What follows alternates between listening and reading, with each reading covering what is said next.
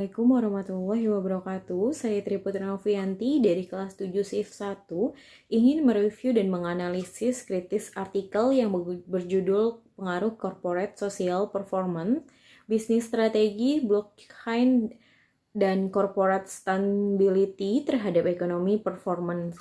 Untuk pembahasan yang pertama adalah apakah yang menjadi motivasi atau isu research gap atau fenomena yang sedang terjadi sehingga memicu penelitian ini dilakukan. Untuk motivasi atau isu, semakin bertambahnya jumlah perusahaan dalam negeri maupun luar negeri yang membuat persaing di dunia bisnis menjadi sangat ketat. Salah satunya adalah dibentuknya masyarakat ekonomi ASEAN atau MEI yang merupakan tonggak bagi penerapan liberasi ASEAN sebagai pasar dan basis produksi di tunggal single market dan product base Usman 2016 yang bertujuan meningkatkan stabilitas ekonomi di kawasan ASEAN. Untuk research gap, dengan hadirnya ajang MEI, Indonesia masih memiliki berbagai tantangan dan resiko yang muncul bila MEI telah diimplementasikan, karena akan banyak produk impor yang akan mengalir dalam jumlah yang banyak dan akan mengancam industri lokal dalam bersaing dengan produk luar negeri yang lebih berkualitas. Fenomena hadirnya MEI ini di Indonesia memiliki peluang, namun demikian Indonesia masih memiliki berbagai tantangan dan resiko yang muncul bila MEI telah diimplementasikan. Dengan adanya MEI, banyak produk impor yang akan mengalir dalam jumlah yang banyak dan akan mengancam industri lokal dalam bersaing dengan produk luar negeri yang lebih berkualitas. Untuk poin yang kedua, jelaskan artikel-artikel utama dalam penelitian ini. Dibentuknya masyarakat ekonomi ASEAN atau MEI merupakan tonggak bagi penerapan liberasi ASEAN sebagai pasar dan berbasis produksi tunggal, menurut Usman tahun 2016. Dibentuknya MEI bertujuan untuk meningkatkan stabilitas perekonomian di kawasan ASEAN. Kinerja ekonomi merupakan kinerja perusahaan secara relatif dalam suatu industri yang sama yang ditandai dengan return tahun industri yang bersangkutan. Corporate social performance pada kinerja ekonomi juga tidak dapat dilepas dari perkembangan zaman. Untuk kritiknya, pada poin ini penulis kurang menjelaskan referensi dalam penelitian ini. Seharusnya peneliti bisa mencari referensi mengenai variabel-variabel yang mempengaruhi kinerja ekonomi. Untuk pembahasan yang ketiga, apakah yang menjadi kebaharuan atau novelty dari penelitian ini?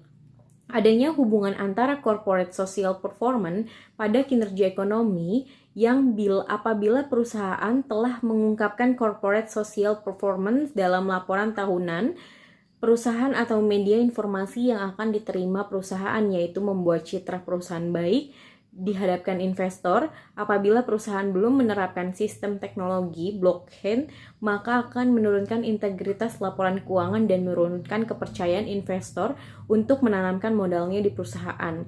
Pada poin ini, peneliti sudah cukup jelas menjelaskan novelty dari penelitian ini. Untuk pembahasan yang keempat, apakah research question atau perumusan masalah dari penelitian ini? Untuk perumusan masalahnya, atau apakah corporate social performance mempengaruhi potensi ekonomi performance? Yang kedua, apakah bisnis strategi mempengaruhi potensi ekonomi performance? Yang ketiga, apakah blockchain performance mempengaruhi hipotesis performance? Yang keempat, apakah corporate stabilitas mempengaruhi potensi ekonomi performance? Pada kritik ini, di bagian ini peneliti tidak menjelaskan perumusan masalah secara detail rumusan masalahnya, hanya tersirat dan implis. Untuk poin yang kelima, apakah tujuan dari penelitian ini? Yang pertama, untuk mengetahui apakah corporate social performance terhadap ekonomi performance. Yang kedua, untuk mengetahui apakah bisnis strategi terhadap ekonomi performance. Yang ketiga, untuk mengetahui apakah blockchain performance terhadap ekonomi performance. Yang keempat, untuk mengetahui apakah corporate sustainability terhadap ekonomi performance. Untuk kritiknya, pada poin ini, peneliti hanya mengkonsep tujuan penelitian dalam bentuk hipotesis penelitian. Seharusnya tujuan dan hipotesis dari penelitian ini dibuat dengan rangka terpisah. Untuk pembahasannya keenam, apakah kontribusi dari penelitian ini? Dalam penelitian ini fokus menjelaskan data-data di Bursa Efek Indonesia periode 2014 sampai 2018 dalam suatu perusahaan manufaktur di Indonesia kepada stakeholder untuk mempengaruhi corporate social performance business, strategis blockchain, dan corporate stabilitas terhadap kinerja ekonomi. Untuk kritiknya, peneliti hanya menjelaskan kontribusi secara nonverbal. Seharusnya peneliti menyampaikan secara spesifik dampak bagi penelitian stakeholder. Untuk pembahasan yang ketujuh, apakah grand teori yang digunakan dalam penelitian? Yang pertama, teori stewardship.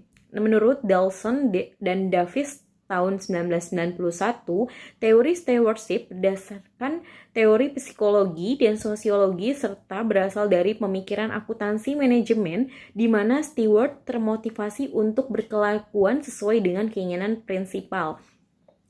Untuk kritiknya di sini penulis kurang menjelaskan mengenai teori stewardship. Untuk teori yang kedua, di sini ada positive accounting theory. Teori akuntansi positif berupa menjelaskan sebuah proses yang dapat menggunakan kemampuan, pemahaman, pengetahuan akuntansi, serta penggunaan kebijakan akuntansi yang paling sesuai dengan menghadapi kondisi tertentu di masa yang mendatang. Untuk kritiknya, peneliti tidak menjelaskan secara detail mengenai teori positive accounting. Untuk teori yang selanjutnya, di sini ada teori stakeholder. Teori ini merupakan teori yang menggambarkan kepada pihak mana saja perusahaan bertanggung jawab. Stakeholder merupakan individu atau kelompok yang tepat dan dipengaruhi atau mempengaruhi pencapaian dari tujuan perusahaan. Pada poin ini, kritiknya penulis tidak menjelaskan secara detail mengenai teori stakeholder. Untuk pembahasan yang ke-8, kriteria grand theory yang digunakan dengan penelitian ini yang sedang dilakukan. Yang pertama, ada teori stewardship adalah hubungan stewardship teori dalam penelitian ini terdapat pada ekonomi performance, yaitu manajer tidak termotivasi oleh tujuan individu, melainkan pada sasaran hasil utama mereka untuk kepentingan organisasi dan mengedepankan kepentingan organisasi yang lebih efektif, efisien, menempatkan kepentingan jangka panjang perusahaan di atas kepentingan pribadinya. Untuk teorinya selanjutnya ada positive accounting theory. Ini hubungannya pada ekonomi performance terletak pada sikap manajemen yang menggunakan kemampuan serta kompetensi pemahaman pengetahuan akuntansi serta menggunakan kebijakan akuntansi yang paling sesuai untuk menghadapi kondisi tertentu di masa yang mendatang, untuk meninjau pengetahuan kinerja ekonomi yang akan terjadi di masa datang. Hubungannya pada bisnis strategi terletak pada tingkat manajer dengan berlandaskan tiga hipotesis ketika memilih kebijakan akuntansi. Salah satunya mengenali pemilihan strategi bisnis yang akan ditetapkan oleh perusahaan. Hubungan pada teori blockchain menjadi pilihan perusahaan untuk menjaga data atau informasi dapat meminimalisir tingkah ekonomi atau kecurangan yang terjadi pada perusahaan. Untuk stakeholder theory, hubungan pada pengungkapan stabilitas report merupakan laporan yang digunakan perusahaan untuk menginformasikan perihal kinerja ekonomi, sosial, dan lingkungan. Untuk kritiknya, penulis sudah cukup jelas menjelaskan untuk keterkaitan teori ini. Untuk kerangka pembahasan yang ke-9, kerangka konseptual. Kalian bisa lihat gambar di atas. Untuk kerangka konseptualnya, di sini kritiknya penulis tidak menggambarkan kerangka konseptual variabel. Dikenali secara implis, secara konseptual adalah hasil dari penelaah dan review. Untuk pembahasan yang ke-10, hipotesis dari penelitian. Yang pertama ada H1, corporate social performance, berpengaruh terhadap ekonomi performance. Yang kedua, bisnis strategi berpengaruh terhadap ekonomi performance. Yang ketiga, blockchain berpengaruh terhadap ekonomi performance. Yang keempat, corporate stabilitas berpengaruh terhadap ekonomi performance. Untuk kritiknya, peneliti telah menyebutkan hipotesis penelitian secara eksplisit. Redaksional, hipotesis H1, H2, H3, dan 4 mudah dipahami sehingga hipotesis dapat ditangkap dengan jelas. Bahasan yang ke-11, jelaskan metode penelitian yang digunakan, rancangan penelitian, definisi operasional, variabel, dan pengukurannya, teknik menarikan sampel, unit analisis, jenis data yang digunakan, uji kelayakan model, dan metode analisis. Untuk jawabannya, ini adalah yang pertama, rancangan penelitian, analisis regresi data panel. Kritiknya, peneliti sudah menampilkan rancangan penelitian secara jelas. Penelitian ini menggunakan analisis regresi data panel dalam rancangan penelitian. Yang kedua ada definisi operasional variabel. Di sini ada variabel dependent, diukur dengan prediksikan market. Yang di sini juga ada variabel independent. Yang pertama corporate social performance, yaitu diukur dengan menggunakan rumus CCP. Yang kedua bisnis strategi, yang diukur dengan menggunakan 6 prodi dari penelitian menurut Betley 3, Good, Omer, dan Tweet tahun 2017. R&D in Self Fund, Employee Incentive, Capital Incentive, Employee Fluctuation, dan Sales Growth. Untuk yang ketiga, blockchain, yaitu diukur dengan menggunakan yang saling mengacu pada item yang terdapat pada indeks blockchain, yaitu rumusan disclosure level. Yang keempat, corporate sustainability, yaitu diukur dengan menggunakan dimensi ekonomi, dimensi lingkungan, dan dimensi sosial. Untuk kritiknya, peneliti sudah cukup jelas menyampaikan definisi operasional secara jelas dalam penelitian ini. Untuk yang ketiga, teknik penarikan sampel.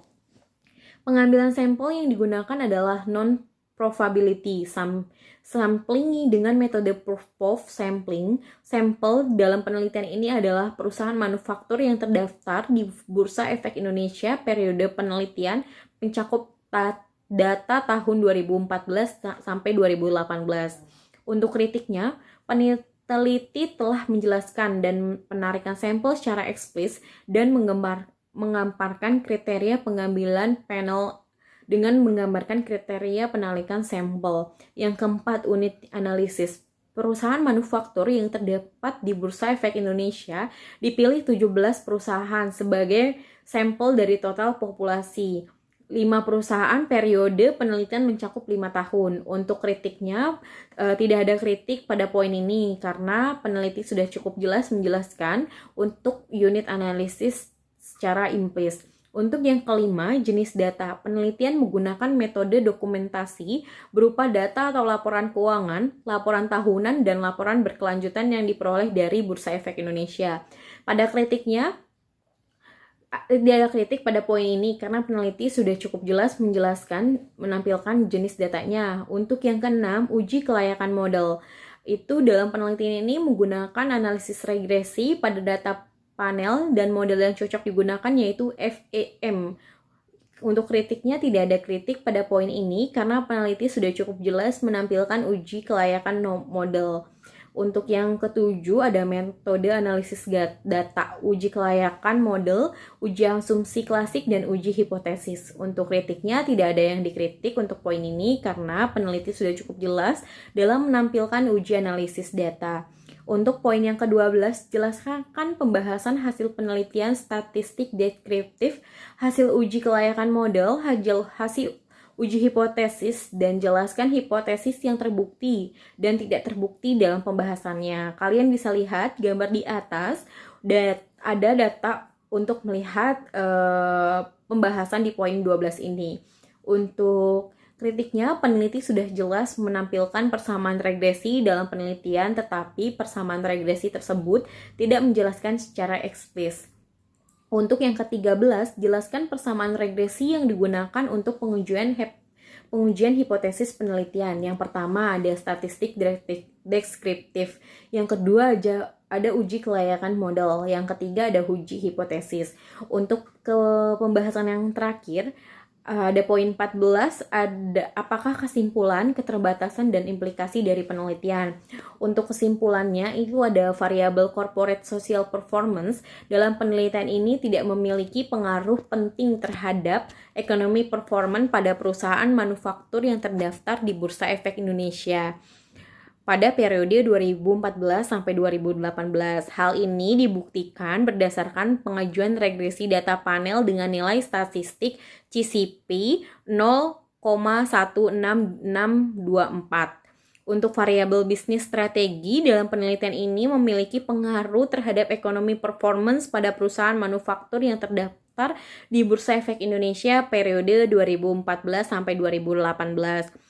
Terus hal ini juga dibuktikan berdasarkan pengujian regresi data panel dengan nilai statistik BS 2,322063. Untuk selanjutnya ada variabel blockchain dalam penelitian ini tidak memiliki pengaruh penting terhadap ekonomi performance pada perusahaan manufaktur yang terdaftar di Bursa Efek Indonesia periode 2014 sampai 2018. Untuk selanjutnya ada corporate stability dalam pencilitan ini tidak memiliki pengaruh terhadap ekonomi performance karena pada perusahaan manufaktur yang terdaftar di Bursa Efek Indonesia. Untuk kritiknya tidak ada kritik karena penulis sudah cukup jelas menjelaskan. Untuk keterbatasan, periode penelitian ini menggunakan 5 tahun sehingga data yang diambil kemungkinan kurang mencerminkan kondisi perusahaan dalam jangka panjang. Masih banyak perusahaan yang menerbitkan laporan keuangan dalam mata uang asing seperti USD terdapat di perusahaan yang tidak melakukan pengembangan dividen dan yang mengakibatkan sampel perusahaan menjadi terbatas. Variabel yang digunakan dalam penelitian ini masih terbatas pada variabel independen, corporate social performance business strategi, block choice, dan corporate stabilitas dan variabel independent performance dengan masing-masing variabel. Untuk kritiknya di sini tidak ada kritik karena penulis sudah cukup jelas menjelaskan. Baik, untuk pembahasan